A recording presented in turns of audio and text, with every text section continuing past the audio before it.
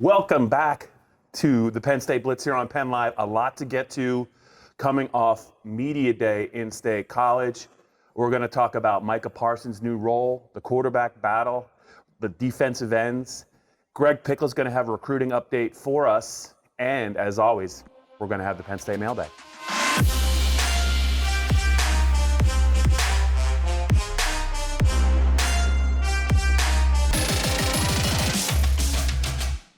Greg, we're looking very Christmassy here. That's right. In August. I think we did that on purpose. Christmas in August. It's just what they say.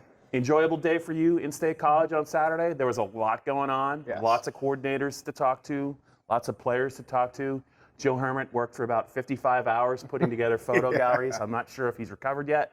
But let's just talk about what everyone wants to know. The quarterback battle. Sean Clifford, Will Levis. It sounds like James is going to wait a little while. Yeah. What's your expectation for A, when he makes the announcement, and B, how it's going to play out? I think that the announcement will be made internally before it's made publicly. I think that the quarterback battle between Trace McSorley and Tommy Stevens is a great example. James made the decision known to the public at his Tuesday news conference the week before they opened that year, and I expect they'll do the same thing here. I don't know it's not like there's a bunch of film on either guy, so I don't think there's necessarily an advantage for Idaho to not know until kickoff, especially because their leading tacklers out, so they're already shorthanded. But yeah, we'll see. I would expect. Have you been doing Idaho research already? I have, yeah. Wow, you got to get a life. Would you like to know why? You got to get a life, man. I do think that we'll learn later in August, and they'll let this thing sort of fester over the first couple weeks of camp. Yeah. Would it be surprising to you if Sean Clifford didn't win the job? Surprising, I think, is probably too light of a word. I think it would be shocking, quite honestly. I mean, look, Will Levis looks the part. I spent about 20 minutes talking to him. I know you spent about the same amount of time talking to Sean. Yeah. Levis is an impressive kid, Bob. Yeah. He really is. I mean, this is his first battle for positions into his sophomore year of high school.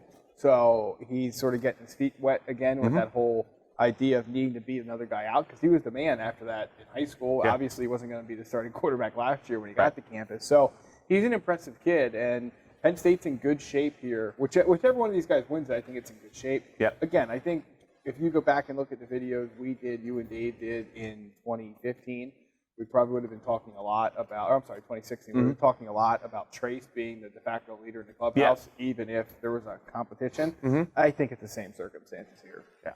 All right, let's talk about Micah Parsons, Harrisburg High guy, second year, led the team in tackles. Last year, only made one start. This year, he's the guy on one of the outside spots. Yeah.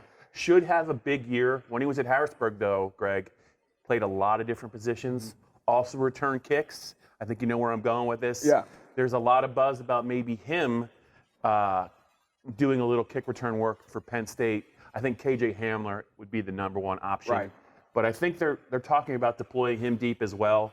Penn State did that last year with Jonathan Thomas, and he was more of kind of like, the lead back. And I don't know how many kick returns Jonathan had. I think he had a couple.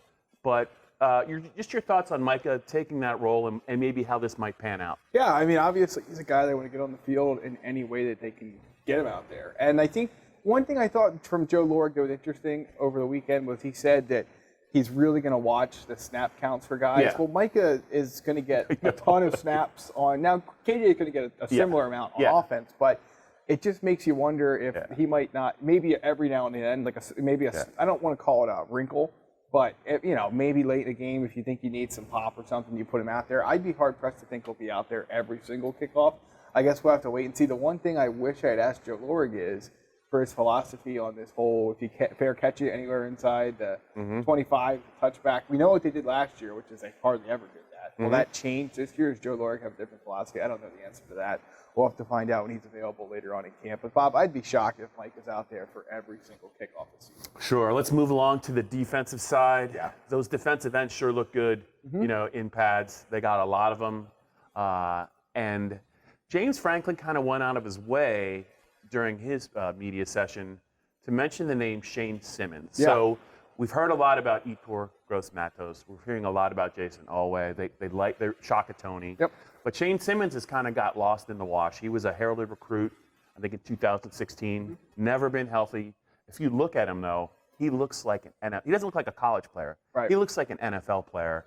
And James usually tips his hand when he talks about a player. He said he's ready, and he thinks that maybe we're going to get a chance to see the real Shane Simmons. If he can stay healthy, Right. that'll always be the qualifier until we see him go a handful of games with no injury limitations, because I don't think there's any question that James and the program do not like talking about injuries, but they bring them up from time to time. And there's no doubt that Shane Simmons' start at Penn State has been hindered by health. I mean, I think we've seen him in a walking boot a number of times. Obviously, it's some kind of foot, lower leg issue. If it's true that he finally is over those, that the time off last year and the rehab and all that helped, then yeah, the guy looks like he could, he's like, right out of a modeling school for defensive ends at the college level. But can he put it all together on the field? I thought, you're right. He always tips his hand. It was Carl Nassib one year. Yeah. He's done it with some other guys. The two he keeps pumping up this year, Journey Brown, Shane Simmons, we'll have to wait and see. Yeah. Now, I saw on our budget for the show, you had my big takeaway from media days. So what was it? So I guess I'm supposed to give it right now? Yeah. One of them is just how impressive the front seven group looks. When you look at all three linebackers, Jan Johnson, Cam Brown, Micah, you look at those defensive ends, even the D tackles. Robert Windsor had a big year last year. He's dropped a little weight. P.J. Mustipher looks good. Antonio Shelton looks huge. This front seven absolutely looks the part of a group that could be, by the end of the year, maybe the best in the Big Ten. That was one thing that stood out to me. The other is, I just think that we've kind of overlooked the fact that maybe Sean Clifford is a better athlete than we realize. Yeah. We've seen Trace play the position and play it so well for 3 years, ran for 800 yards last year, played hurt, which is also overlooked. But, talking to Sean Clifford, and talking to James Franklin in Chicago, he said, when Sean got here, he was running in the 4.8s. And that's when he was about 190 pounds. Now he's 216. He looks different. Right. And now he's running 4.5s. And I asked him, I said, if you had to, could you run the offense? And can Penn State run the offense the way they ran it with Trace? He said, absolutely. I said, well, does that mean if they need you to carry 25 times and you need to get 150 yards, like he had that big game against Ohio State? Right. He said he did it in high school. He said he could do it again. To me, I think that's the one thing that really stood out to me is maybe Sean is more athletic than we realize. Yeah, I don't think there's any doubt. Again, I am hard-pressed to think he's going to take off and do the 40-yard runs that Trace could. Right. I know James Franklin said he tested as well, if not better than Trace did, and I respect that. Or maybe it was Dwight Galt that said it. Either way. I just don't know if I see that in it necessarily. But in terms of keeping defensive honest, in terms of 3rd and 8, there's nothing there he has to run for it. Yeah, I don't think there's any doubt. I think I agree with you. He is getting overlooked in that regard. Again, I don't know if he's going to bust out the big long runs, but he doesn't need to. Okay, let's move to the recruiting front. Yeah. You're the guy for that. There's some news possibly with Penn State in the next couple of days. Right, so we're taping this Tuesday. Monday, Zuriah Fisher, the Aliquippa linebacker. What's his name? Zuriah Fisher, okay. 3-star linebacker. Supposed to make his decision. Michigan State, Penn State were believed to be the finalists.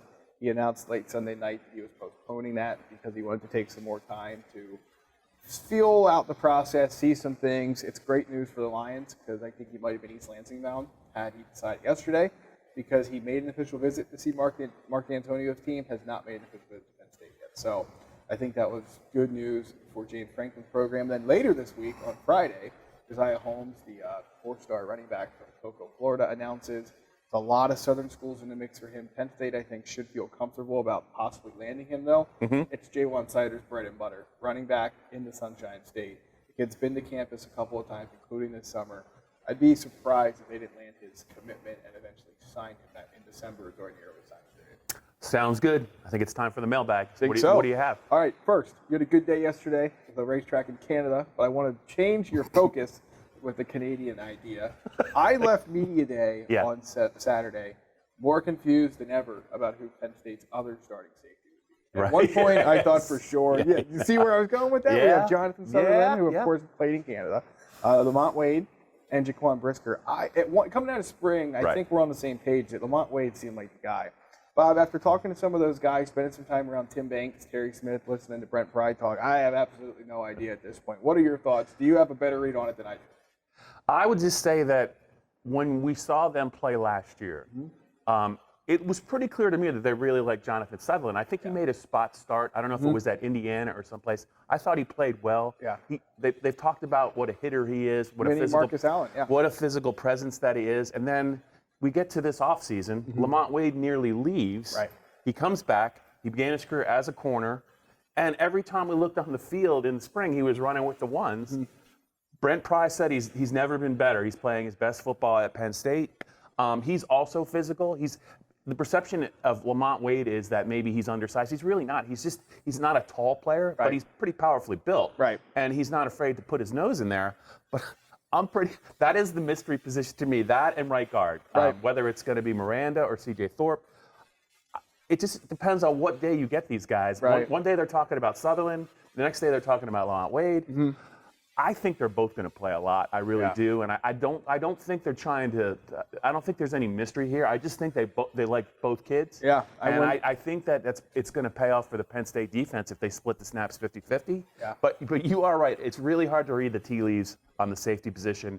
I wouldn't lose a lot of sleep over it. I think they're both going to play. Yeah, and somebody usually gets dinged up, right. and these things have a way of working themselves out. I mean, Tim Banks raved about Jaquan Brisker and what he brings into that safety battle, but then they've made pretty clear now that, it's not easy to pick up the playbook at a place like Penn State compared to where he's been before. So we'll have to see there. It'll be interesting. One more for you, Bob. Wrap up the Penn State mailbag. We're going to go to State College tomorrow, Wednesday. Yeah.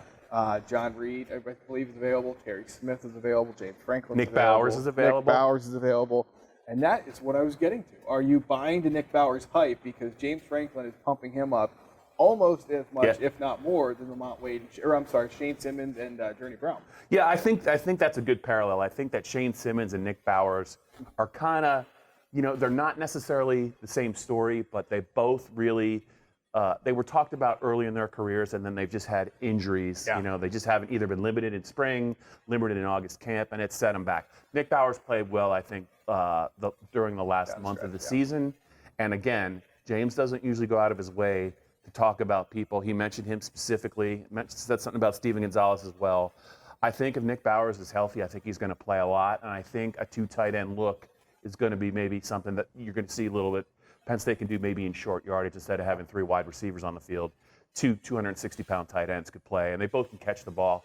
I am buying it, and I think that probably means Zach Kuntz is going to he's going to need an opening. I'm not sure it's there this year, but James also likes him. But I do think that Nick Bowers is going to help them this year. Buy or sell Justin Shorter is being called the breakout player by the end of September. I just have never seen a Penn State receiver as big as him. And I don't mean that as a negative.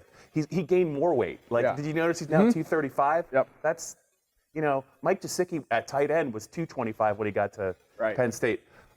He's another guy that I just remember what Trey said before the bowl game, how he just was dominant in practice. Yeah. I look for that to carry over. I hope he can stay healthy. They need a big receiver. They have KJ Hamler. They have Jahan Dotson. Neither one of them is 180 pounds. Right. I mean, they can't have 3 little receivers out there. They need a big receiver. Yeah. I think it's either going to have to be him or maybe Daniel George. But Justin Shorter was considered, Greg, maybe the top receiver prospect in the country a couple of years ago. I don't see any reason why, if he's healthy, he doesn't play very well for Penn State, especially as the season progresses. All righty, so bye-bye on the 2 mailbag questions that wrap up this week's Blitz.